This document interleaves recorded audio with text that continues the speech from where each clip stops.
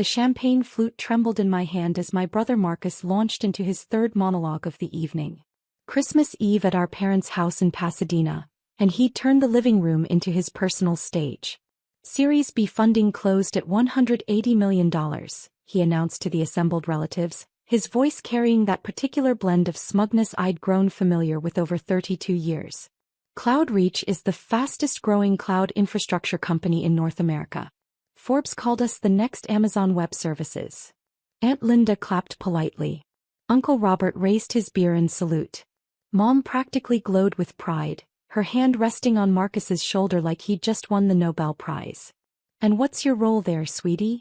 Aunt Linda asked, leaning forward with genuine interest. "Senior Product Manager," Marcus said, straightening his designer tie. "I oversee the entire roadmap for our enterprise solutions. The CEO values my input on everything. He actually texted me on Christmas Eve about Q1 strategy." He pulled out his phone as evidence, waving it like a trophy. Dad nodded approvingly from his armchair. "Marcus has real stability now. Benefits, stock options, the whole package. He's set for life when they go public." The implication hung in the air like smoke. Unlike me. Unlike his disappointment of a daughter who, at 34, still rented a one-bedroom apartment in Venice Beach and drove a 7-year-old Honda Civic. "That's wonderful, Marcus," I said, meaning it. I was genuinely happy for him even if he was being insufferable about it. He turned to me then, his expression shifting to something that looked almost like pity. "So, Sarah, what are you up to these days? Still doing, what was it? Consulting?" The room went quiet. Everyone knew this script. This was the part where Marcus established the hierarchy, where I was gently reminded of my place in the family pecking order. "Yes," I said simply. "Still consulting." "What kind of consulting?" Aunt Linda asked. She'd always been kind to me, one of the few relatives who didn't treat my career like a shameful secret. I took a sip of champagne, buying time. "Financial consulting. I work with startups, mostly helping them with growth strategy, that kind of thing." Marcus snorted. "Startups. God, that's a rough space right now. The funding environment is brutal. Half of them won't survive the next 12 months. He shook his head with exaggerated sympathy. "You must see a lot of failures." "Some," I admitted.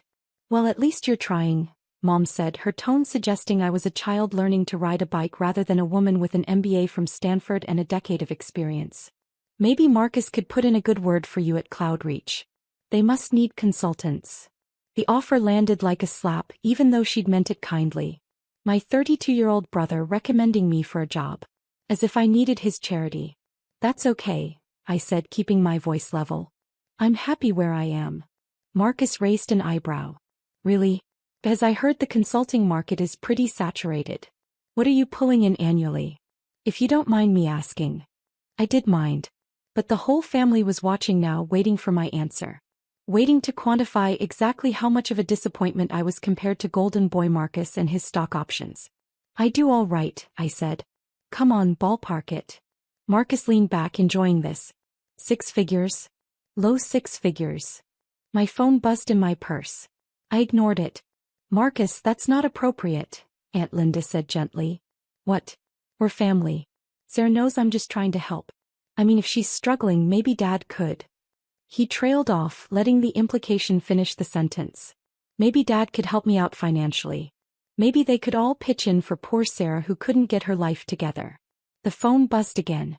Then again. "Excuse me," I said, standing. "I need to take this." I walked out to the backyard, the cool December air a relief after the suffocating living room. My phone showed 3 missed calls from James Chin, CEO of CloudReach. And 2 texts. James Chin, "Sarah, emergency. Board is pushing for March IPO. Need to discuss acceleration timeline. Can we meet December 26th? James Chin. Also, your brother works here? Marcus Mitchell. Just found out.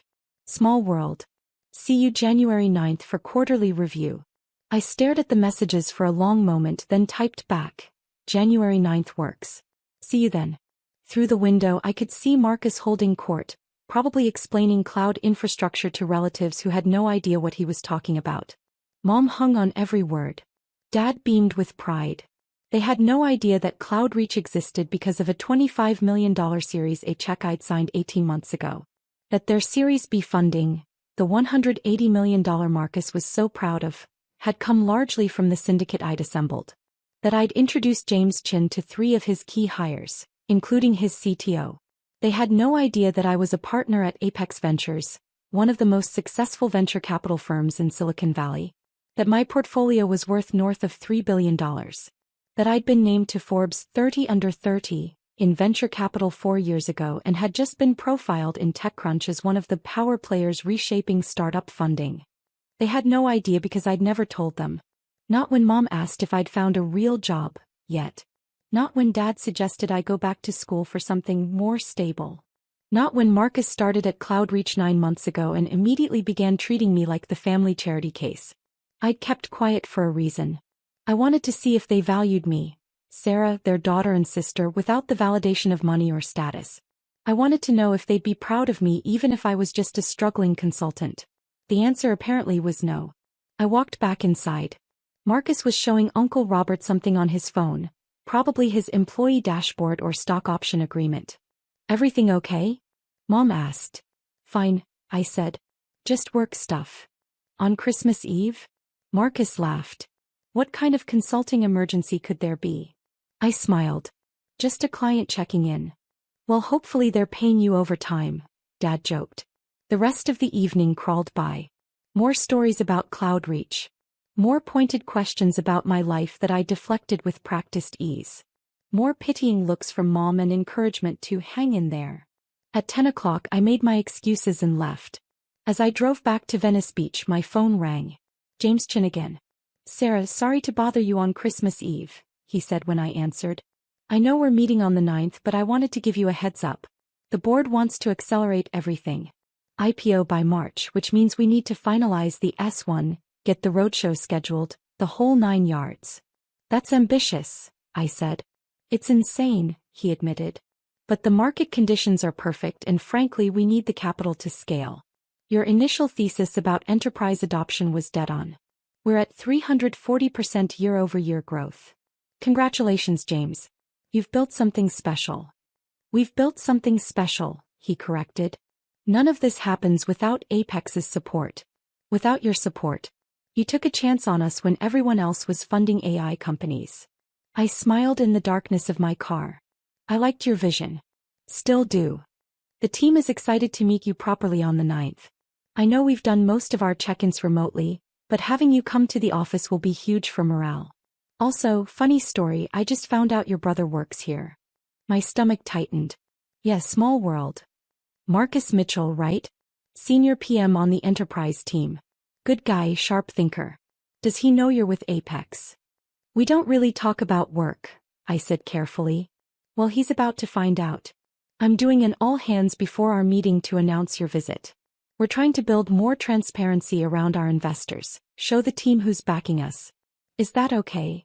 I thought about Marcus's face earlier that evening. The casual condescension. The pity. Mom's suggestion that he could get me a job. That's fine, I said. Great. See you January 9th at 10 a.m. And Sarah? Thank you. For everything. The next 2 weeks passed in a blur. I spent Christmas Day alone in my apartment working on due diligence for a new AI startup. I had coffee with 2 founders on the 27th. I reviewed term sheets. I attended a partner meeting at Apex's Sand Hill Road office, where we discussed our Q1 investment strategy. My family didn't call. Not surprising. Christmas was Marcus's show now. I was just a supporting character in his success story. On January 8th, I got my hair done and picked up the Armani suit I'd had tailored. Black, perfectly cut with a silk blouse the color of money. I packed my briefcase with the CloudReach files. Every email, every board memo, every funding round document. That evening Marcus called. Hey Sarah, he said, his voice oddly tight. You busy tomorrow? I have some meetings. Why? There's this big thing at work. Our lead investor is visiting. CEO is making a huge deal about it. We're all required to attend this all-hands meeting at 9:30. Sounds important, I said neutrally. Yeah, I guess. Honestly, it's probably just some rich asshole who wants to feel important. VCs are the worst. They throw money around and act like they built the company themselves. I bit my tongue. Is that right? Oh yeah. James worships these people, but between you and me, we'd be just as successful without them. Maybe more successful. VCs always want control, want to meddle in product decisions they don't understand. I said. Anyway, I was calling because, look, I know Christmas was kind of rough. Dad mentioned you seemed quiet. I just wanted to say if you need anything, I'm here. If you're struggling with money or whatever, I could probably spot you a loan. The stock options are going to be worth millions when we IPO. The kindness in his voice was genuine, which somehow made it worse. I appreciate that, Marcus. But I'm fine. You sure? Because Mom's worried.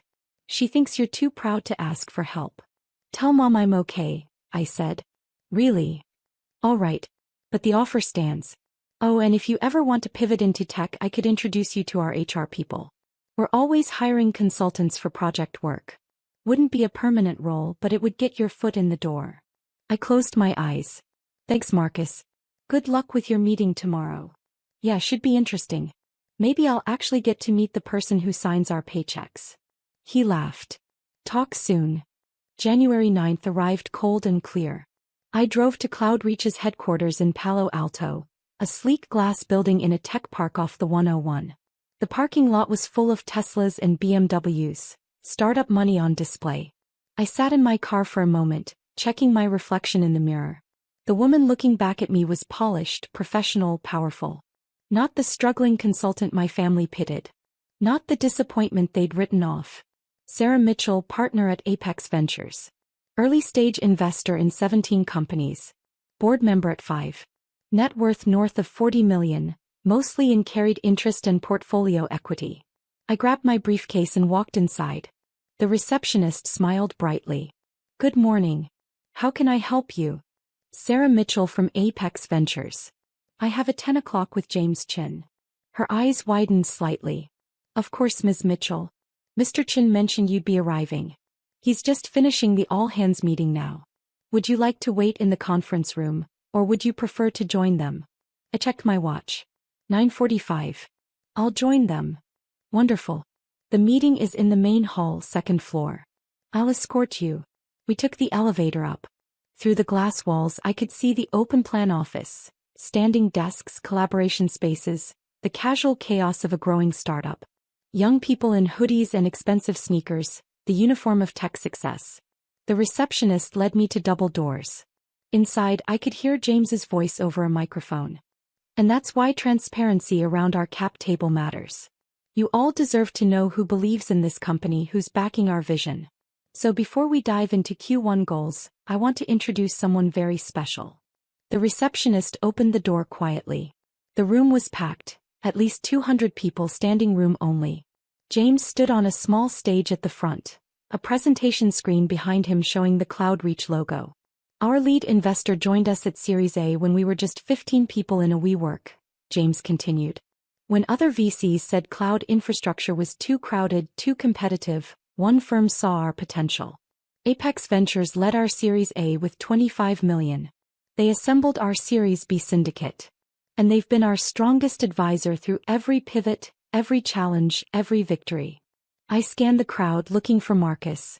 Found him standing near the left side, arms crossed, looking mildly bored. The partner who championed CloudReach has one of the best track records in venture capital, James said. Portfolio companies worth over $3 billion in aggregate. Board member at companies you all use every day. And more importantly, someone who genuinely believes in what we're building here. Marcus shifted his weight, checking his phone. Probably texting Mom about how boring this was. So please join me in welcoming Sarah Mitchell from Apex Ventures. I walked down the center aisle.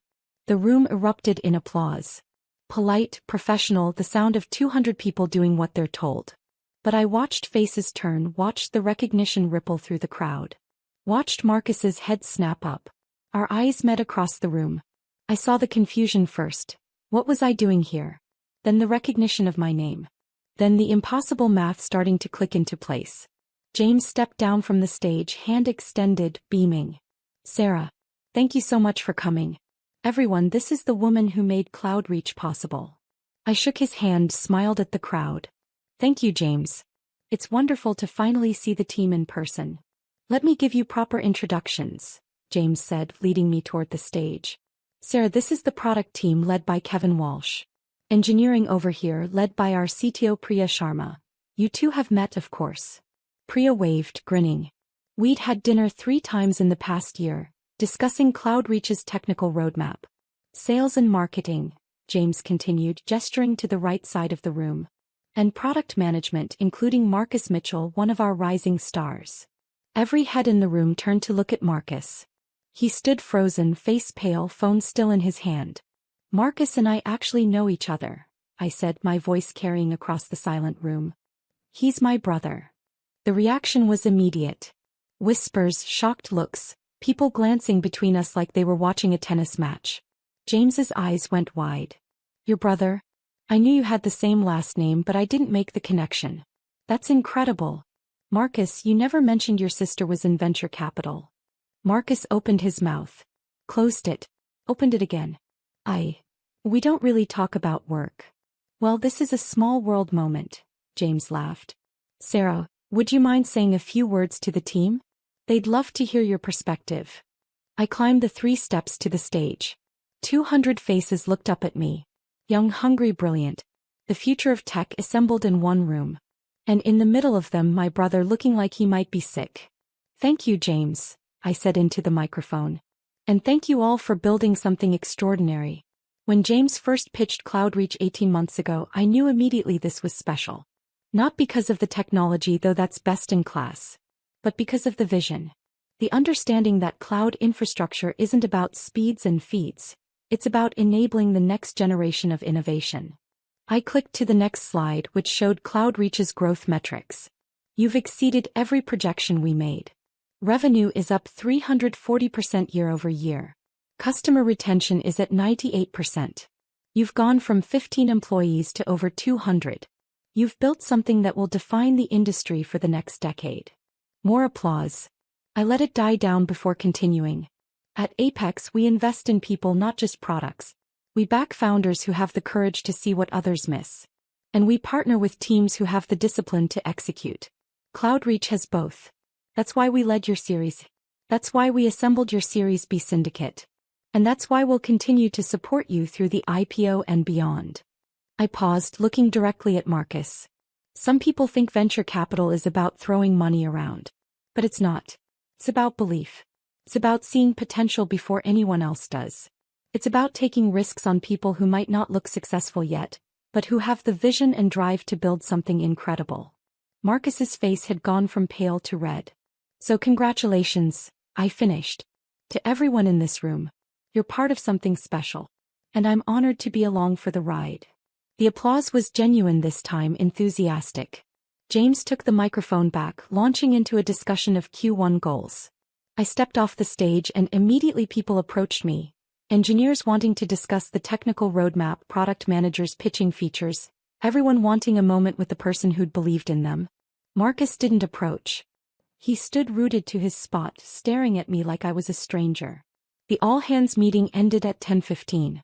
James ushered me to a conference room where the executive team waited. CTO, CFO, VP of Sales, VP of Product. We spent 2 hours reviewing the IPO timeline, discussing board composition, planning the roadshow. At noon, James walked me back to the lobby. That went better than I could have hoped, he said. The team is energized. And having you here, seeing that our investors are engaged, it matters. Happy to help, I said. CloudReach is one of my favorite portfolio companies. You should be very proud. We couldn't have done it without you. He hesitated. Can I ask, what's the deal with your brother? He looked like he'd seen a ghost. I smiled carefully. Family dynamics. We don't talk about work much. Fair enough. Well, he's lucky to have you. Must be inspiring having a sister who's accomplished so much. I didn't correct him. As I walked to my car, my phone exploded with messages. 7 texts from Marcus. 3 missed calls. 2 voicemails. I listened to the first voicemail in my car. Sarah, what the fuck? You're a venture capitalist? You're a partner? At Apex? You've been lying to us for years. Call me back. Now. The second voicemail was quieter, shakier. Sarah, I don't understand. Why didn't you tell us? Why did you let us think? Mom is going to lose her mind when she finds out. Dad too. You need to call me. Please. I deleted both voicemails and drove back to Venice Beach. That evening, the family group chat erupted. Marcus, everyone needs to hear this. Sarah isn't a consultant. She's a venture capitalist. A partner at one of the biggest VC firms in Silicon Valley. Mom, what? Sarah, is this true? Dad, Marcus, what are you talking about? Marcus, she's been lying to us. She's rich. Like really rich. She invested in CloudReach. She's basically my boss's boss. Aunt Linda, Sarah, that's wonderful. Why didn't you tell us? Mom, Sarah, please call me. I'm so confused. I muted the chat and poured myself a glass of wine. The call started at 7. Mom first, then Dad, then Marcus again. I let them all go to voicemail. At 8:30, someone knocked on my door. I looked through the peephole and saw Marcus standing in the hallway, still wearing his CloudReach hoodie. I opened the door. Why? He said immediately. Why did you lie to us? I didn't lie, I said calmly. I just didn't correct your assumptions. That's the same thing. He pushed past me into the apartment. Hey, Sarah. Do you know how I felt today? Standing in that room while everyone looked at me? While they realized my sister is Sarah Mitchell from Apex Ventures and I had no idea. How did it feel? I asked. He spun to face me. Humiliating. I look like an idiot. My own sister, and I didn't even know what she did for a living. You never asked, I said quietly. Not really. You asked what I did, and when I said consulting, you made assumptions. You decided I was struggling. You offered me loans. You suggested Dad could help me out. Because you live in this tiny apartment. You drive a Honda. You never talk about your job. I like my apartment, I said. It's close to the beach. And my car runs fine. Why would I talk about my job when you clearly weren't interested? He stared at me. That's not fair. Isn't it? Marcus, when was the last time you asked me a question about my life that wasn't designed to confirm I was less successful than you? That's not. I was trying to help. Were you? I walked to my wine glass, took a sip. Or were you trying to feel superior? Oh, come on. You're the one who's been playing games. You could have told us the truth any time. I wanted to see if you'd value me without the validation, I said. I wanted to know if Mom and Dad would be proud of me even if I was just a struggling consultant. If you'd treat me with respect even if I wasn't successful. And now I know. He flinched. That's not fair, Sarah. We love you. I know you do. But love and respect aren't the same thing. My phone buzzed. Another text from Mom. Mom, Sarah, please talk to us. We're so proud of you. Why would you hide this? I showed Marcus the text. See that? We're so proud of you. Not, we've always been proud of you. Not, we're proud of who you are. They're proud now that they know I'm successful. That's the difference. You're being unfair, Marcus said again, but his voice was quieter now. We didn't know. How could we be proud of something we didn't know about? You could have been proud of me anyway, I said. You could have assumed I was doing well. You could have given me the benefit of the doubt. Instead, you assumed I was failing. You pitied me. You offered me charity. I was trying to be nice. You were trying to be generous. There's a difference. Generosity comes from a place of equality. Charity comes from a place of superiority. He sat down heavily on my couch. I didn't mean it like that. I know, I said, and I meant it. But it still hurt. We sat in silence for a long moment. Outside, I could hear the ocean, the eternal rhythm of waves. Mom wants to have dinner, Marcus said finally. This weekend. She wants to celebrate your success. My success, I repeated. Not me. My success. Sarah. I'll think about it, I said. He stood looking lost. I'm sorry. For what it's worth. I didn't realize. I should have asked more questions. I should have been a better brother. Yeah, I said. You should have.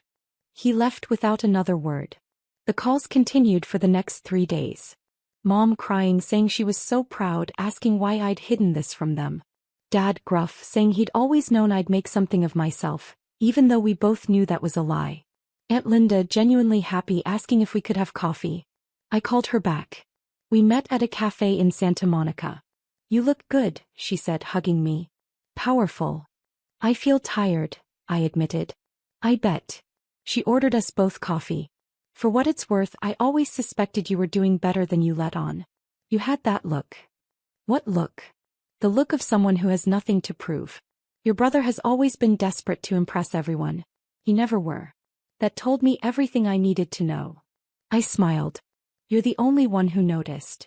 Your parents love you, she said gently. But they're not very perceptive. They see what they expect to see. Marcus was always the golden child. Confident, loud, obvious. You were quieter. They mistook that for weakness. I'm not weak, I said. I know, honey. But they're going to feel terrible when they realize what they missed. What they assumed. You need to be ready for that. I don't know if I want to forgive them, I said quietly. You don't have to.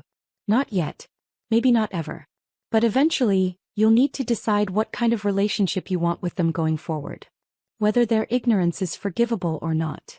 I thought about that over the next week. I went to work, reviewed term sheets, met with founders.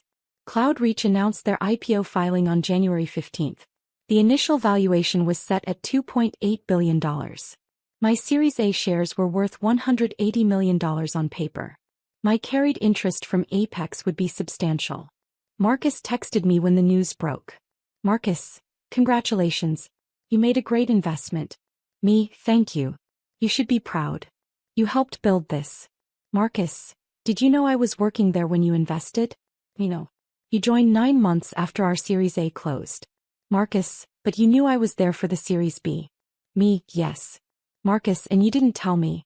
Me, you didn't ask. 3 dots appeared, disappeared, appeared again. Then, Marcus, family dinner Sunday. Mom's making your favorite. Please come. I stared at the message for a long time. Me, I'll think about it. Sunday arrived cold and rainy. I drove to Pasadena in my Honda Civic wearing jeans and a sweater. Just Sarah. Not Sarah Mitchell, partner at Apex Ventures. Not the woman who'd built a $3 billion portfolio. Just me. Mom opened the door before I could knock. Sarah. Oh honey, come in. You must be freezing. The house smelled like pot roast. My favorite, like Marcus had said. The table was set for 5. Mom, Dad, Marcus, me and Aunt Linda. Linda's here. I asked. I invited her, Mom said. I hope that's okay. She said you two had coffee. That's fine. Dad stood when I entered the dining room. Sarah. Good to see you. Hi, Dad. Marcus was already sitting, looking uncomfortable. He nodded at me. Hey. We sat. Mom brought out the pot roast, the potatoes, the carrots. The meal I'd grown up with, the comfort food of my childhood. For a while no one spoke. We just ate, the silence heavy with everything unsaid. Finally, Dad cleared his throat. We owe you an apology. I looked up. We made assumptions, he continued. About your career. About your life.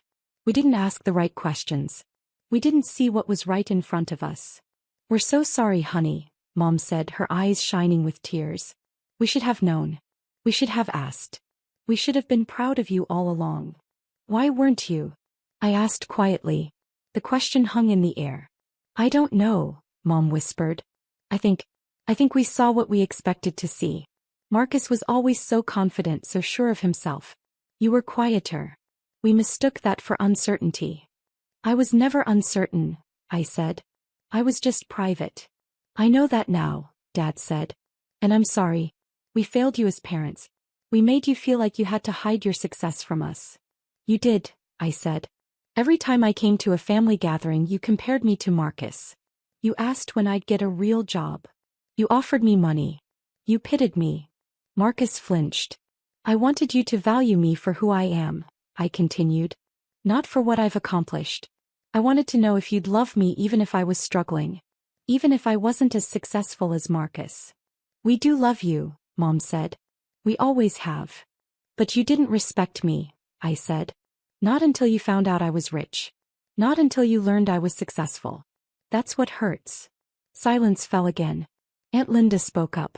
For what it's worth, Sarah, I've always been proud of you. Not because of your job or your money.